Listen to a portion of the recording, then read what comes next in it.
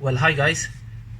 Today we're going to put the sunflowers and the dwarf tomatoes. So these are dwarf sunflowers, and you can see the flowers are starting to come. So they won't go any bigger than that. The final pot is going to be this 4-liter pot. So we're just going to put them in there, and then they're ready to be jotted around on the patio and around the garden. Same with the tomatoes. So I've done one here already. There you go. And that'll only grow to about that big, and then that's ready, and it doesn't need any more pot change.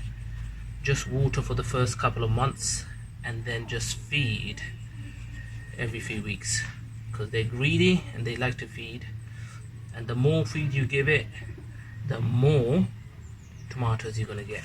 And regularly pick. Okay, so let's go ahead and show you that.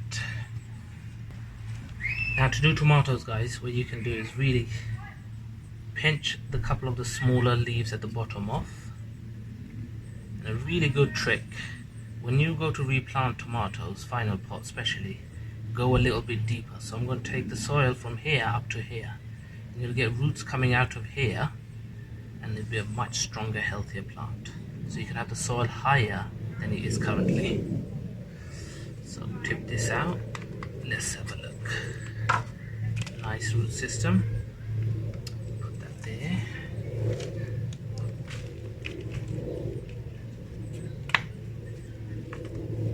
Bang that in there. That's nice and deep. Nope, you can go a little bit higher. There we are.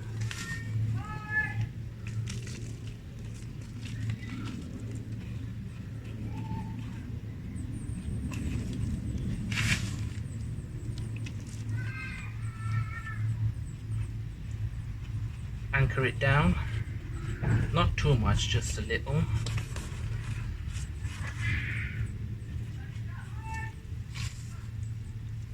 Same again with these. Slowly get them used to the sun. Lots of water, don't let it dry out. And this, because it's got the fruit bearing, in a couple of months, well, a month's time, start feeding them. A normal tomato feed, well balanced liquid feed in there with the watering is ideal. So there we are. So let me show you now. So that's the tomato done, and these I'm going to leave them in the medium pots for now, see what they do. And here's some more plants outside. Lovely lawn.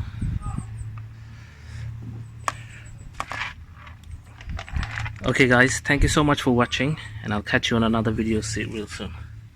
Bye for now.